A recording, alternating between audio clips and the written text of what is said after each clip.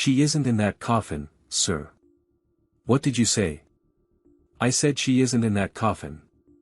Please don't make a sound. Marcus Bellamy turned his head slowly, just enough to look down at the small girl who had appeared beside him in the front row of folding white chairs. She couldn't have been more than 10 years old. She wore a simple black dress that was slightly too big for her, and her hair was pulled back in two neat braids. She did not look at him when she spoke. She kept her eyes forward on the polished mahogany casket draped in white lilies, her small hands folded in her lap like she had been taught to do at church. Around them, 300 people sat in absolute silence under the white tent that had been set up on the manicured lawn of the Bellamy estate. The priest's voice carried softly through the speakers, talking about Celeste Bellamy, beloved wife, philanthropist, woman of grace. The morning sun had broken through the clouds for the first time in 3 days, and somewhere in the distance, a single bird was singing as if it had not been told what was happening here. Marcus leaned down slightly, just enough to whisper without anyone noticing. Who are you? My name is Aaliyah, sir. Why are you sitting next to me? Because nobody is watching me, she said. And because I needed to tell you before they put her in the ground. Marcus felt something cold move down the back of his neck, even though the morning was warm. He looked around carefully. To his left sat his older brother, Edward, eyes closed, hands clasped. To his right was supposed to be his mother-in-law, but she had stepped away 10 minutes earlier, overcome by grief. The seat had remained empty until this child had quietly slipped into it. Where are your parents? Marcus whispered. My mom is sitting in the back row, Aaliyah said. She cleans this house, sir. She has cleaned this house for 6 years. Marcus blinked. He did not recognize the girl, but he realized with a small jolt of shame that he probably wouldn't recognize most of the people who worked inside his own home. He spent more time on planes than he did in any of his 3 properties. Why are you telling me this? He asked. His voice was barely a breath. Because my mom said your wife was kind to her, sir. She said your wife always asked about me by name. She said your wife was the only one in this house who ever remembered her birthday. Marcus felt the tightness in his chest grow a little harder. Celeste had been like that. The kind of woman who knew the names of the doormen at every hotel they ever stayed in. The kind of woman who wrote thank you notes to the kitchen staff after every dinner party. The kind of woman who, 3 weeks ago, had reportedly lost control of her car on a wet road in Connecticut and gone over a guardrail into the river below. The body, the police had told him, had been badly damaged. They had identified her through dental records and the small gold bracelet she always wore. Aaliyah, Marcus whispered, and his voice cracked slightly. What are you telling me? Be careful with what you say next. I'm telling you the truth, sir. My mom and I were here last Thursday night. We were leaving late because there was a big party the night before. We were walking out through the kitchen door and we saw something we weren't supposed to see. What did you see? The priest was finishing his eulogy now. The pallbearers had begun to move toward the casket. Marcus's brother Edward was already standing, adjusting his cufflinks, ready to walk forward. In a few moments, 6 men would lift the coffin and carry it the short distance to the family mausoleum. Sir, Aaliyah whispered, faster now, we saw your wife. She was walking through the back garden. She was alive. She was crying, and she was getting into a black car with a man we didn't know. That was Thursday, sir. 3 days after the funeral home said she died. Marcus did not move. He did not turn his head. He did not breathe. Are you sure it was her? He whispered. She looked right at us, sir. She put her finger to her lips like this. Aaliyah lifted one small finger and touched it briefly to her mouth. She wanted us to stay quiet.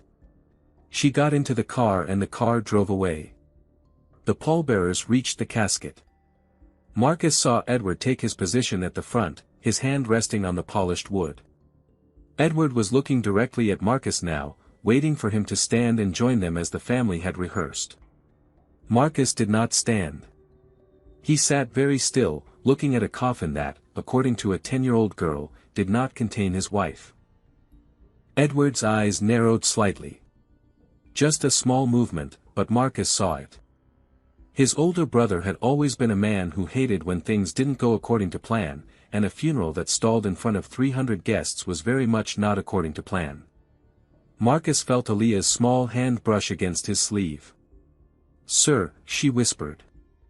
"You have to stand up. People are looking.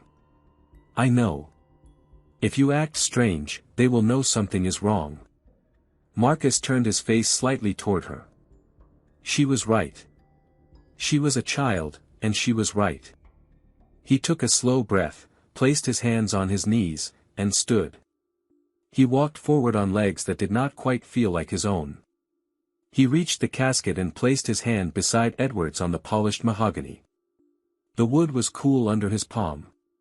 He stared at it and tried to imagine what was inside, because if Aaliyah was telling the truth, then there was a body in this box, and it belonged to someone, and whoever that someone was, their family did not know they were being buried under his wife's name today. The pallbearers lifted the casket. Marcus walked. His feet moved in the right direction. His face arranged itself in the right expression. Years of board meetings had taught him how to hold a mask in place while his mind worked in a completely different room. They reached the mausoleum. The casket was placed on the marble support. The priest said a final prayer. People began to file forward to place white roses on the lid. Marcus stood and accepted condolences from senators and CEOs and old college friends, and not one of them noticed that the man shaking their hands was no longer entirely present. When the last guest had murmured the last sorry, Marcus turned and walked back toward the house. Edward fell into step beside him. "You did well," Edward said quietly. "I know how hard that was." "Yes," Marcus said.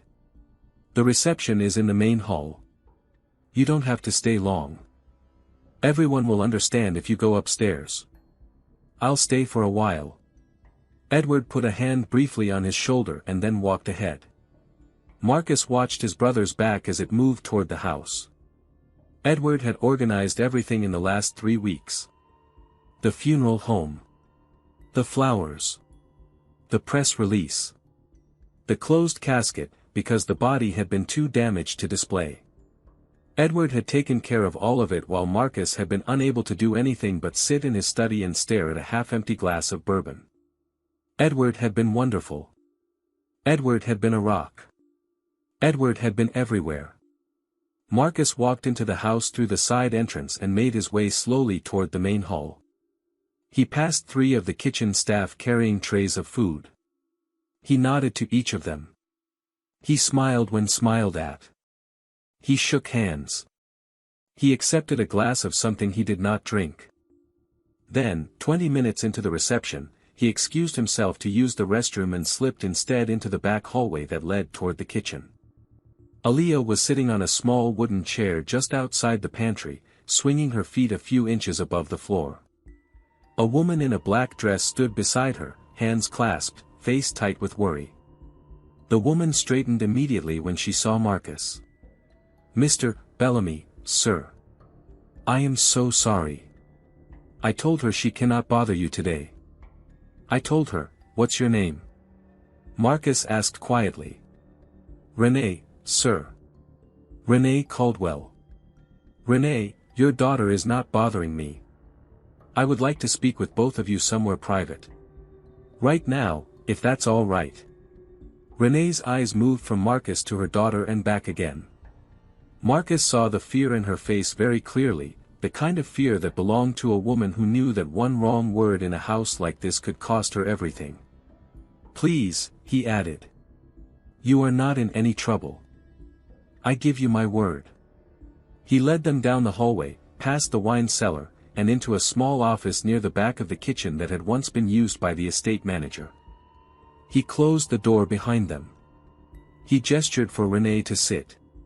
He remained standing. "Renee," he said. "Aaliyah told me what you both saw last Thursday. I need you to tell me everything you remember. Take your time." Renee looked at her daughter again. Aaliyah nodded once. It was late, sir, Renee began, her voice unsteady. Maybe 10 o'clock. We were the last ones leaving. I forgot my purse in the laundry room, so we came back through the side path that goes near the rose garden. That is when we saw her. You saw my wife? Yes, sir. And you are certain it was her? Renee swallowed. Sir, I have folded her clothes for 6 years. I would know her in the dark. Marcus pulled a chair close to Renee and sat down so their eyes were level. He did not want her looking up at him. He did not want this to feel like an interrogation. Tell me what she was wearing, he said quietly. A long gray coat, Renee said. The one she wore to the museum opening last winter. And a dark scarf over her hair. But the scarf was loose, sir. I saw her face very clearly when she turned toward us. And the man? Renee hesitated. She glanced at Aaliyah.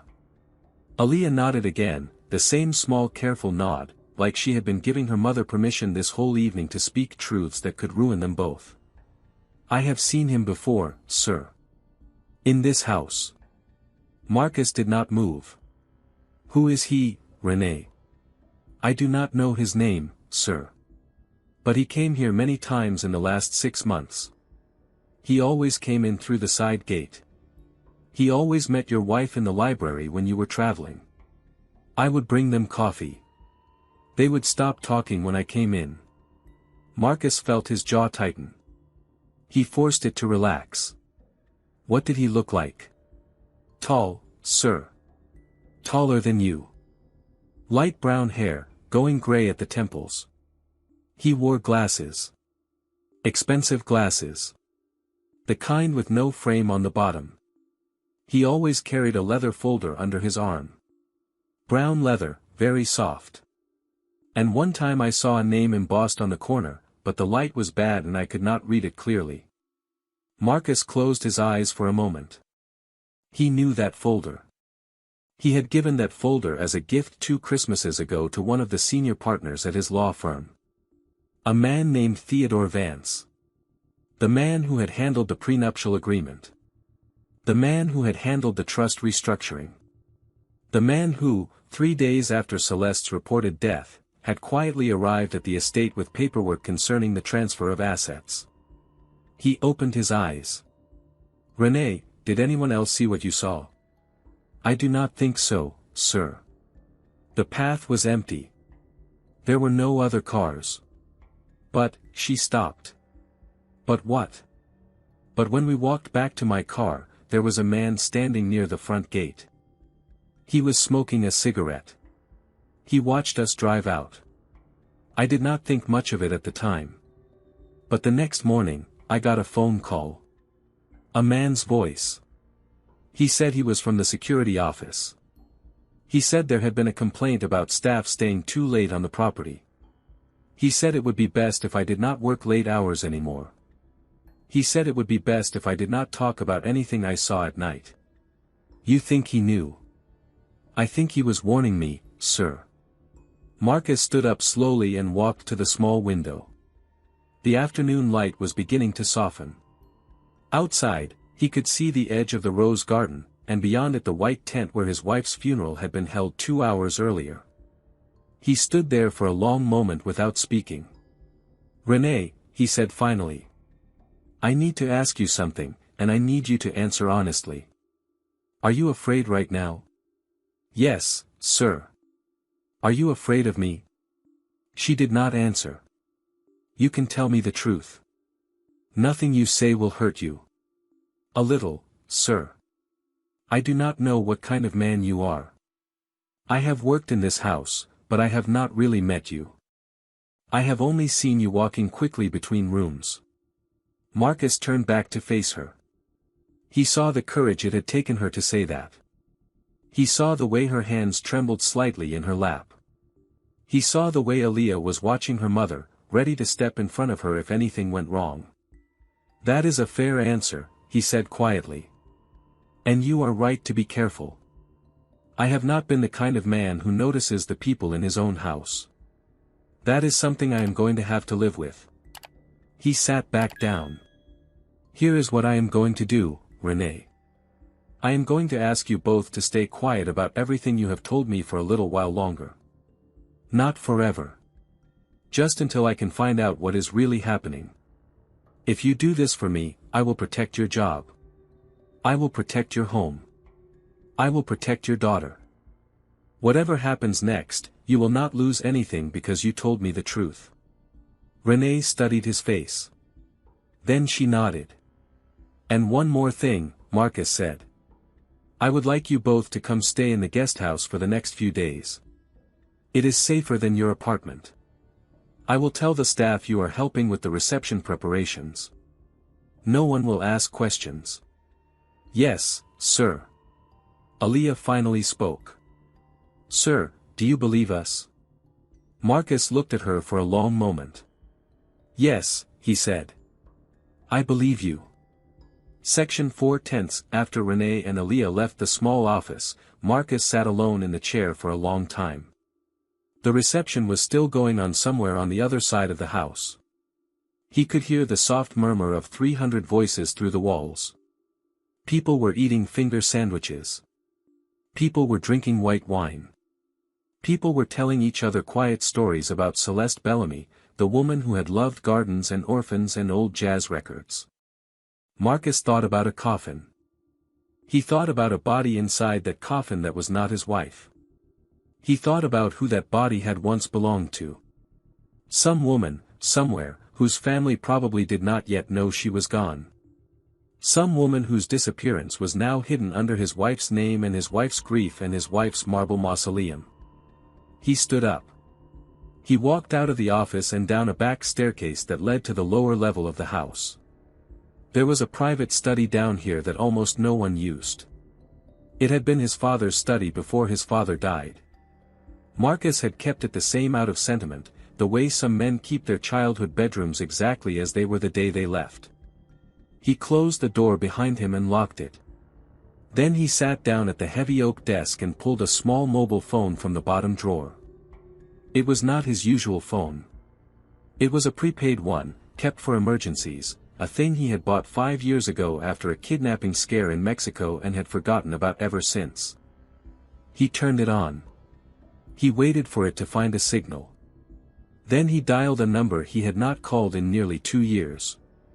A woman's voice answered on the third ring. Hello. Sloan. It's Marcus. There was a long pause on the other end. Then her voice came back, careful and steady. Marcus. I heard about Celeste. I am so sorry. Sloan, I need your help. I need it quietly, and I need it fast.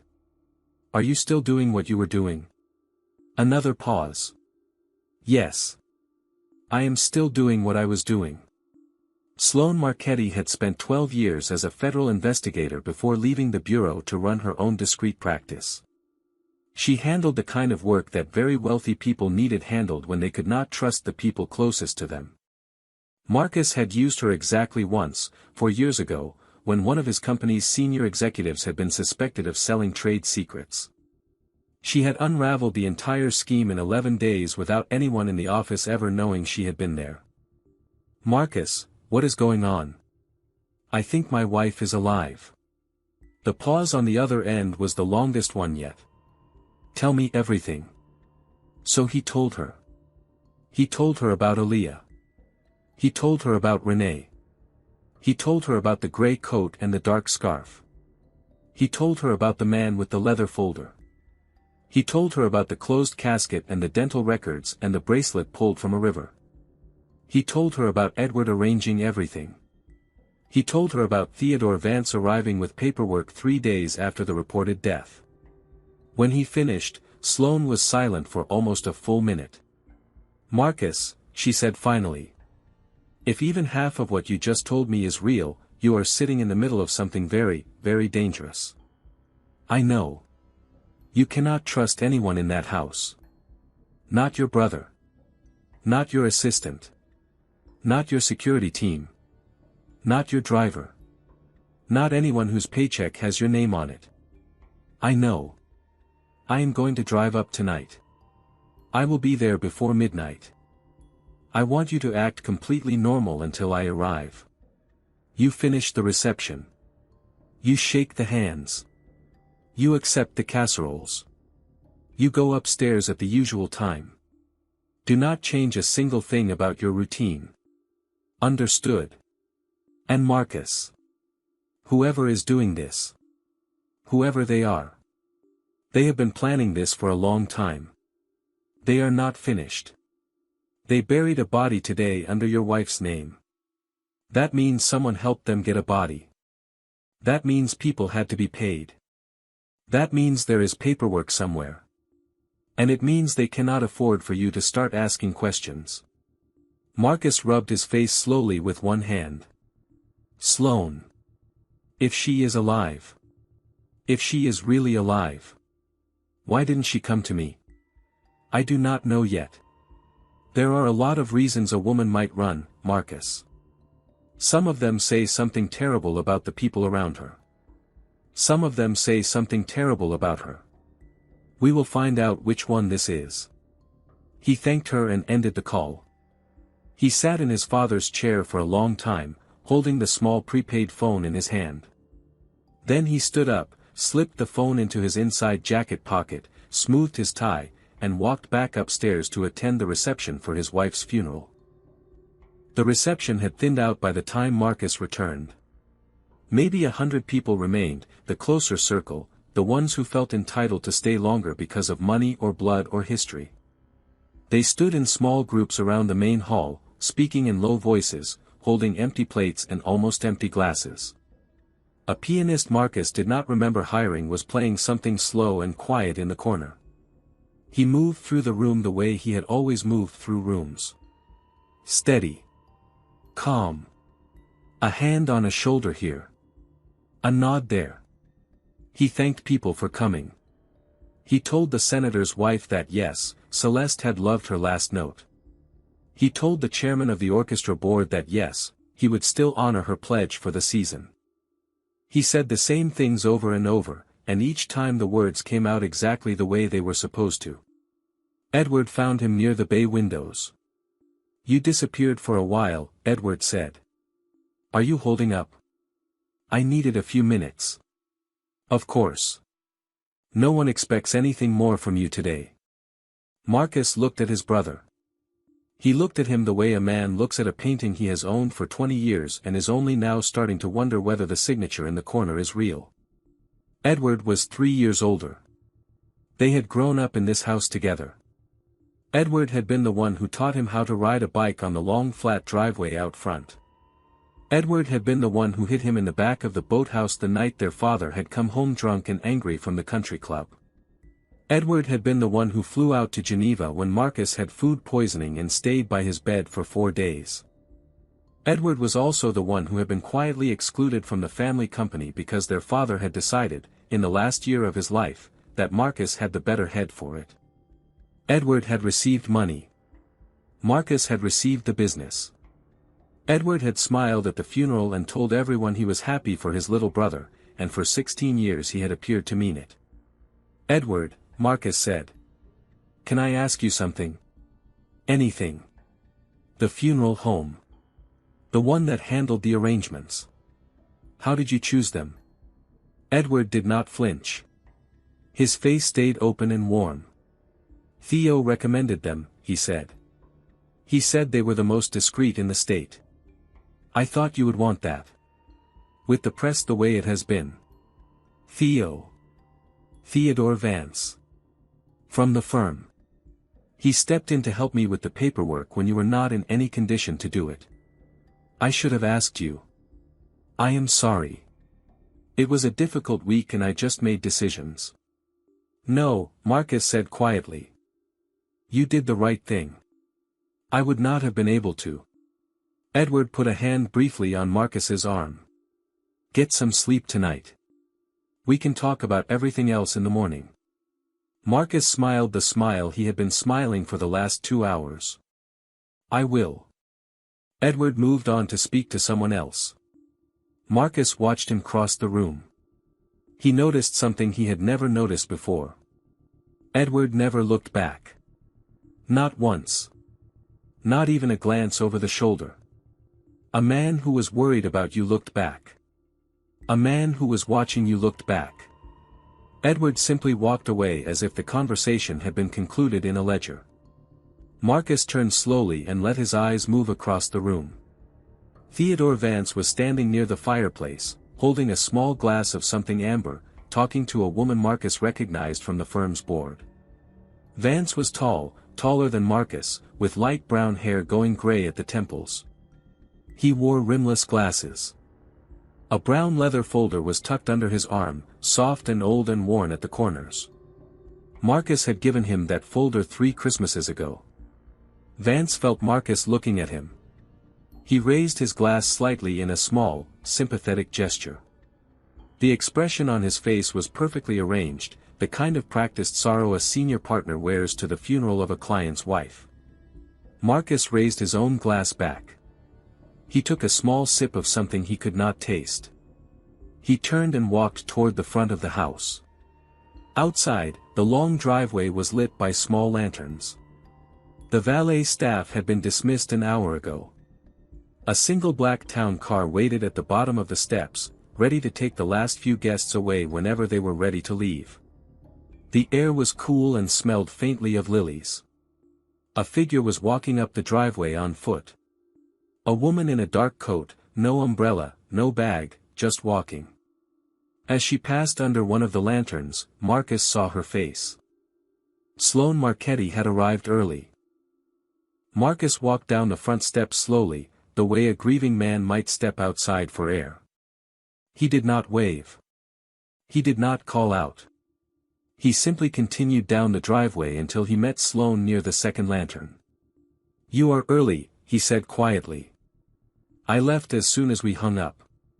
There is a back road that comes in through the service entrance. My car is parked at a gas station 2 miles down the road. I walked the rest of the way." "Why?" "Because if anyone in this house is watching the gate cameras tonight, I would rather they not have a picture of my license plate." Marcus nodded once. They began to walk along the gravel path that curved around the east side of the house, away from the windows of the main hall. The path led toward the old carriage house, which had been converted into a private gym years ago and which no one used except Marcus on the rare mornings he was home. He unlocked the side door and let her in. Inside, the small lobby was quiet and dim. A row of folded white towels sat untouched on a shelf. A single security camera blinked red in the corner. Sloane looked up at the camera. She reached into her coat pocket and pulled out a small black device the size of a deck of cards. She pressed a button on the side. The red light on the camera flickered, then turned to a steady green. "Now we have 10 minutes, she said.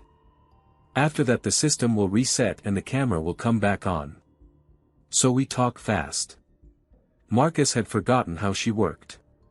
He had forgotten how comforting it was to be in a room with someone who had a plan for every camera, every door, every possible angle of failure. She sat down on a low bench. He sat down across from her. "I drove up here thinking about what you told me," she said.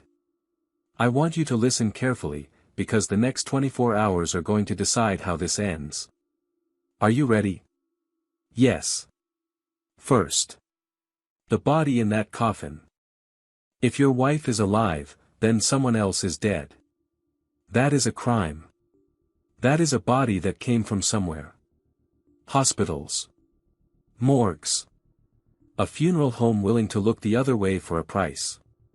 Whoever arranged this had access to a corpse that nobody was going to miss. That narrows the world down considerably. Who has that kind of access? Funeral directors. Coroners. Hospice administrators. Certain kinds of lawyers who manage the estates of people with no surviving family. Your friend Theodore Vance has handled probate cases for 40 years. He has buried more lonely old women than most priests have. He knows where the bodies are, Marcus. Literally. Marcus felt cold. Second, Sloane continued. Your wife did not vanish into thin air. She is somewhere right now. She had a car. She had a man. She had a plan. People who plan disappearances need three things: a new identity, a safe location, and money. Lots of money. The kind of money that does not come from a savings account. So somewhere in the last 6 months, there have been movements in your assets that you did not authorize and probably did not notice. I would have noticed. Marcus. You did not notice your wife having an affair in your own library. You did not notice your brother making funeral arrangements with a lawyer you trust. You did not notice a 10-year-old child watching the woman of the house leave through the back garden. You are a brilliant businessman and a very inattentive husband. I am not saying this to hurt you. I am saying it because we need to be honest with each other tonight. Marcus did not argue. All right, he said. What do you need from me? 3 things. First, I need access to your financial records. Not the public ones. The real ones. Trusts, offshore accounts, foundation transfers, anything Theodore Vance has touched in the last 2 years. Tonight. You will have it. Second, I need a list of every property you own where a person could be hidden. Vacation homes. Hunting cabins. Apartments under the company name. Anything. All right.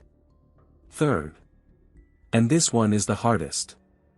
I need you to keep behaving exactly the way you have been behaving today. Tomorrow you will eat breakfast with Edward. You will be polite. You will be slow. You will look exhausted. You will let him think you are too broken to think clearly. Whatever you are feeling underneath, none of it shows. Can you do that?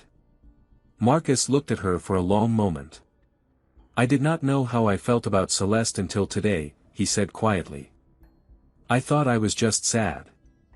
Now I do not know what I am. I am angry. I am confused. I am ashamed. And underneath all of it, Sloane, I am still in love with someone who may have helped bury another woman in her place. I know. Yes. I can do it. Sloane left through the service road just after midnight, carrying a small leather satchel that contained printouts from Marcus's private study, 2 encrypted hard drives, and a list of 17 properties owned outright or through shell companies connected to the Bellamy estate. She told him she would call from a different number within 48 hours. Until then, he was to assume that every device in the house, including the prepaid phone in his desk drawer, was potentially being listened to. Marcus walked back to the main house under a moon that kept slipping behind clouds. The reception had ended. The lights in the windows were going out one by one as the cleaning staff moved through the rooms. He climbed the wide staircase to the 2nd floor. He passed the door to Celeste's dressing room and did not stop. He passed the door to the bedroom they had shared for 9 years and did not stop either. Instead, he walked to the end of the hallway and entered the small guest room at the corner of the house, the one with the window that looked out over the back garden. He undressed slowly. He hung the black suit in the closet. He placed his watch on the nightstand. He lay down on the unfamiliar bed and listened to the house settle around him. Sleep did not come. He thought about a wedding 9 years ago in a small chapel in the south of France. He thought about how Celeste had laughed when the priest fumbled the rings. He thought about a hospital in Boston where she had held his hand for 14 hours during his father's last day. He thought about a Sunday morning in their kitchen 6 months ago, when she had asked him if he was happy, and he had answered without looking up from his phone. He had said yes. He had not asked her the same question back. At some point near 3 in the morning, he finally slept. He woke to the sound of someone tapping very lightly on the door. It was still dark outside. The clock on the nightstand read 4:47. Marcus pulled on a robe and opened the door a few inches. Aaliyah stood in the hallway, holding her notebook against her chest. "Sir," she whispered. "I am sorry. I could not sleep." He let her in and closed the door quietly. She sat on the edge of the bed with her legs hanging down, not touching the floor. He sat in the chair across from her. "What is it?" he asked. "I have been thinking, sir. About last Thursday. There is something I did not tell you yet because I was not sure if it was important. But I think it might be. Tell me. The car your wife got into. It was a black car. Big. Like the ones that pick up people at the airport. But it had a sticker on the back window. A small white sticker with letters on it. I only saw it for a second when the car drove past us. What did the letters say? I do not know what they spelled. I am sorry. But I drew them." She opened the notebook and turned to a page near the back. She had drawn the rear of a black sedan with careful, patient lines. In the bottom corner of the window, she had copied a small rectangular sticker with 4 letters arranged in a square pattern. HVLM. Marcus stared at the letters for a long time. He knew them. They were the inventory code for the long-term storage fleet at Heartline Vehicle Logistics and Maintenance, a small private company in upstate New York that he had personally invested in 8 years ago as a favor to a college friend. The company stored, serviced, and discreetly leased vehicles for clients who did not want their movements traced through ordinary rental records. The fleet was used by diplomats, by witness protection contractors, and occasionally by very wealthy individuals who valued privacy above almost anything else. Theodore Vance sat on the board of that company. Marcus had put him there himself. "Aaliyah," he said quietly. "This is very important. You are absolutely sure these were the letters?" "Yes, sir. I drew them as soon as I got home that night. I did not want to forget." He looked at the drawing again. "Did you see the license plate?" "I tried, sir. But the car was already turning. I only saw the first 3 numbers. 729. That is enough." He closed the notebook gently and handed it back to her. She watched his face carefully. "Sir," she said. "Are you going to find her?" He thought about how to answer that. "Yes," he said finally. "I am going to find her. And when I do, I am going to ask her one question. And whatever she answers, I will know what kind of life I am going home to." Aaliyah nodded slowly, the way she nodded at everything. She slid down off the bed. "You should try to sleep, sir. You too." Marcus came downstairs at 7:30 the next morning wearing a charcoal sweater and the same exhausted face he had been wearing for 3 weeks. Edward was already in the breakfast room, dressed in a dark suit, reading the newspaper with a cup of coffee in his hand. He looked up when Marcus entered. "You slept," Edward said. It was not quite a question. "A little. That is more than I expected. Sit down. I asked them to make you the eggs the way you like." Marcus sat. A plate appeared in front of him a few moments later. He picked up his fork without much interest and moved the food around for the benefit of whoever was watching. "Theo called me about 20 minutes ago," Edward said casually. "He wants to come by this afternoon to walk you through a few of the estate documents. There is no rush. He says it can wait until next week if you prefer. But he thought, the sooner the better, so you do not have it hanging over you." "That is kind of him," Marcus said. "Tell him this afternoon is fine." Edward studied him for a moment over the top of the newspaper. "Are you sure? You do not have to do this so soon. I would rather get through it. The waiting is worse than the doing. That is something Father used to say." "Yes. I remember." Edward folded the newspaper and set it aside. "Marcus. I want to tell you something. I do not know if this is the right moment, but it has been on my mind. When Father chose you to run the company, I was angry. I was angry for years. I never told you, because what would have been the point? But I want you to know that yesterday, sitting in that tent, watching you stand beside that casket, I realized something. I have been a worse brother than I should have been. I was not there for you the way I should have been when things were good. I want to be there for you now. Whatever you need. However long it takes. Marcus set down his fork. He looked at his brother across the table. He looked at the open, sincere expression on Edward's face. He thought about how much easier it would be to believe him. He thought about how badly he wanted to believe him. "Thank you, Edward," he said quietly. "That means a great deal to me. Truly." Edward reached across and squeezed his hand briefly. Marcus let him. After breakfast, Marcus retreated to his father's old study under the pretense of needing to be alone for an hour. He closed the door and locked it and turned on the prepaid phone. There was already a message waiting. The number was different from the one Sloane had used the night before. The text was short. Letters confirmed. Vehicle in fleet. Driven out 11:42 p.m. last Thursday. Returned same night 2:18 a.m. Mileage on log, 67 miles round trip. Working on destinations within radius. Will call at 11 o'clock your time. Stay near phone. Marcus closed his eyes. 67 miles round trip. Roughly 33 miles each way. Somewhere within a half-hour drive of this house, a black sedan had taken his wife away in the middle of the night and brought the driver back.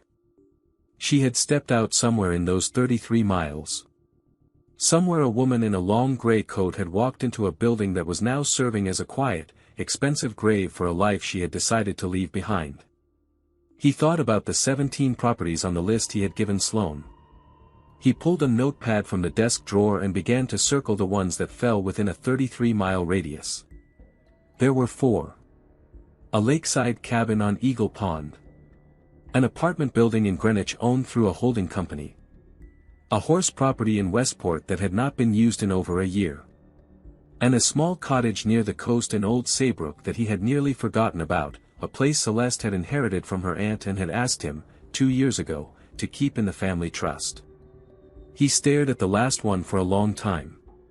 Old Saybrook. Celeste had loved that cottage. She had spent 3 summers there as a child. She had told him once, in the very early days of their marriage, that if anything ever happened to her, she wanted her ashes scattered on the rocks below that cottage at sunset. He had laughed at the time. He had told her not to talk like that. He picked up the prepaid phone and waited. At exactly 11, it rang. Sloane. Marcus. I have 4 candidate locations. Tell me your best guess.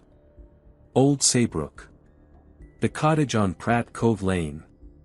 There was a brief pause on the other end. Marcus. That property has had its electricity usage triple in the last 6 weeks. Someone is living there. I am on the road now. I will be there in 2 hours. Do not move until I call you. Marcus did not wait. He understood what Sloane had asked him to do, and he understood why she had asked.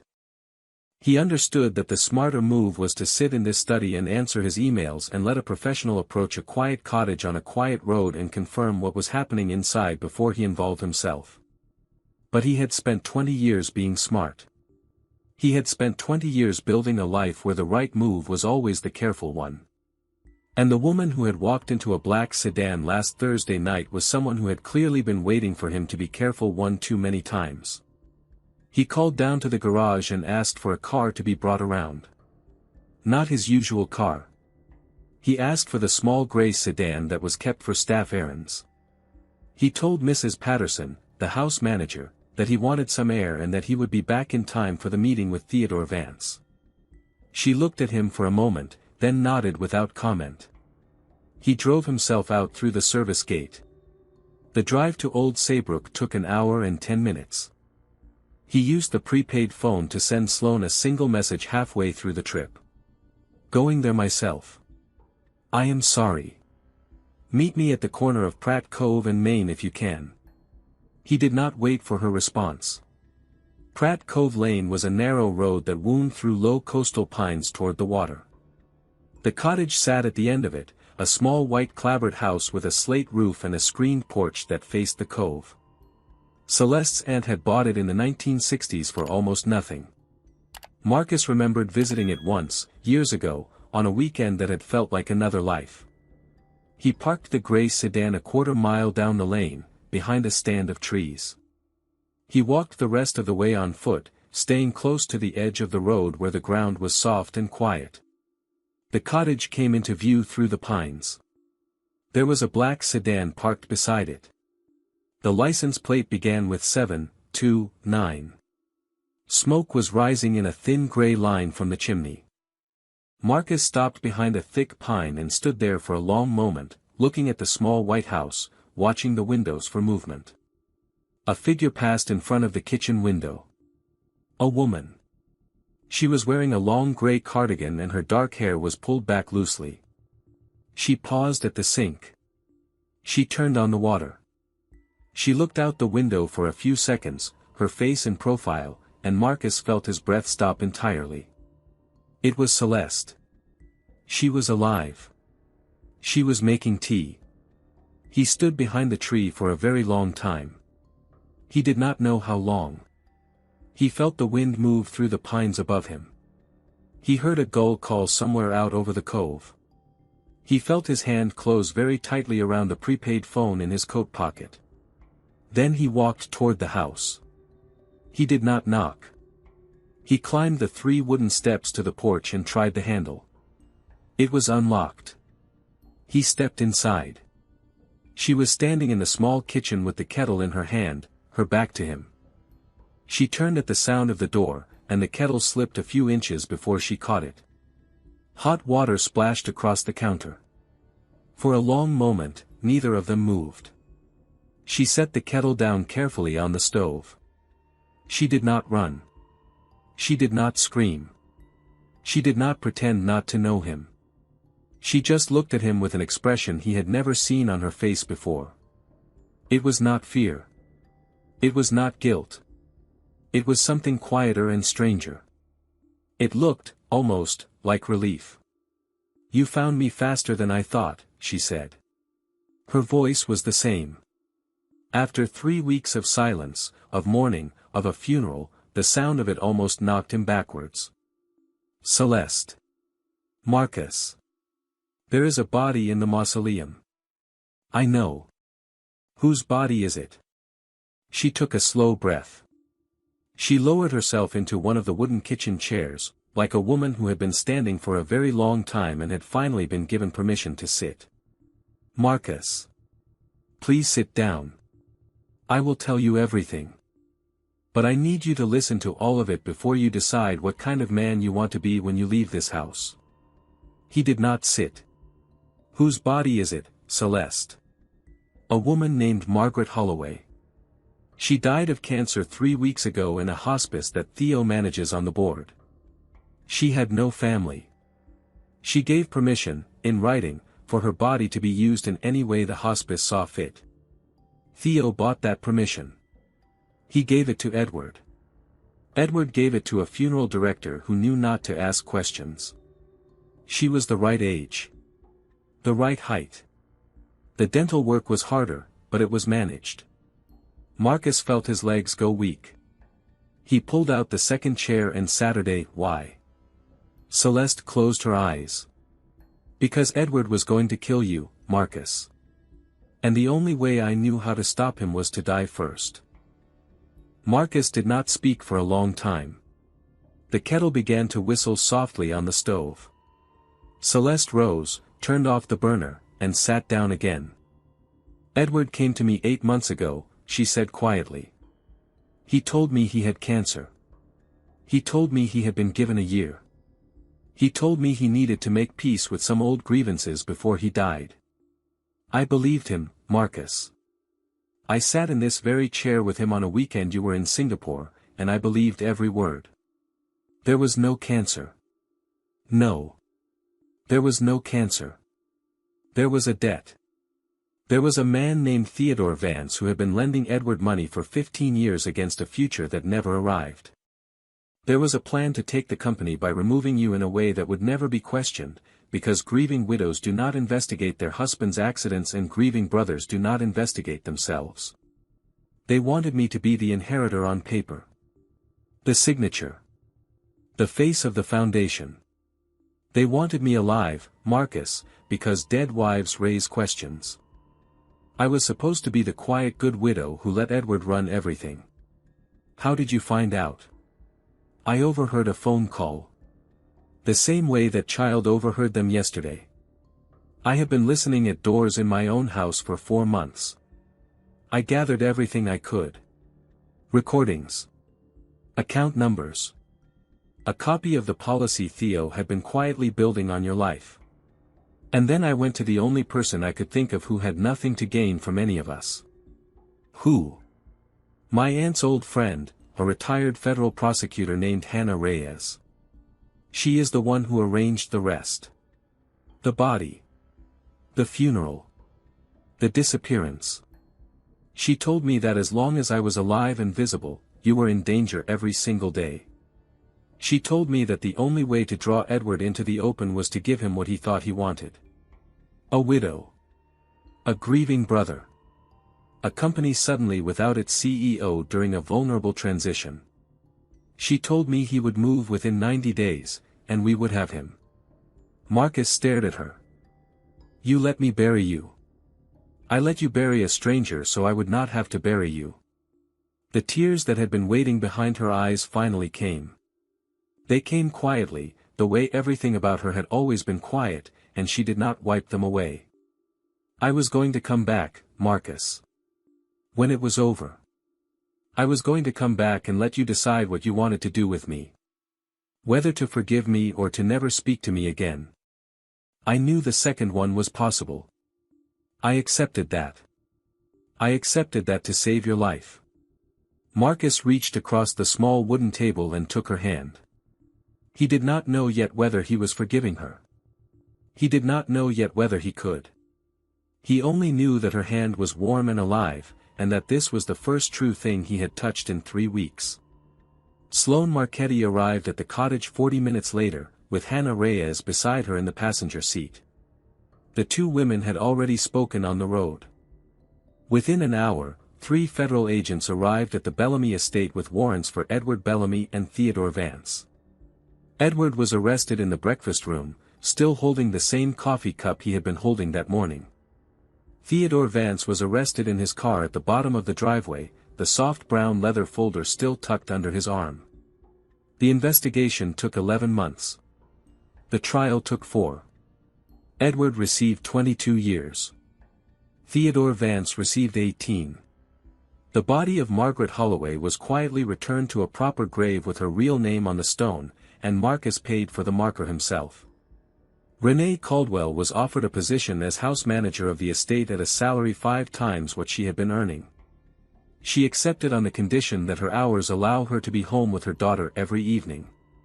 Aaliyah was given a full educational trust, set up in her name, untouchable by anyone else for any reason. The first thing she used it for, 2 years later, was a summer program in environmental science. She wanted to study how small changes in a garden could tell you what was happening in the larger world. Marcus and Celeste did not return to the way things had been. They could not. That marriage had ended in the back garden the night she walked into the black sedan.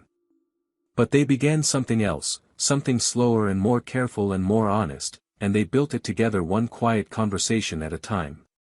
If this story moved you, please like and share, and tell us in the comments where you are watching from. Subscribe for more stories about courage, betrayal, and the small voices that change everything.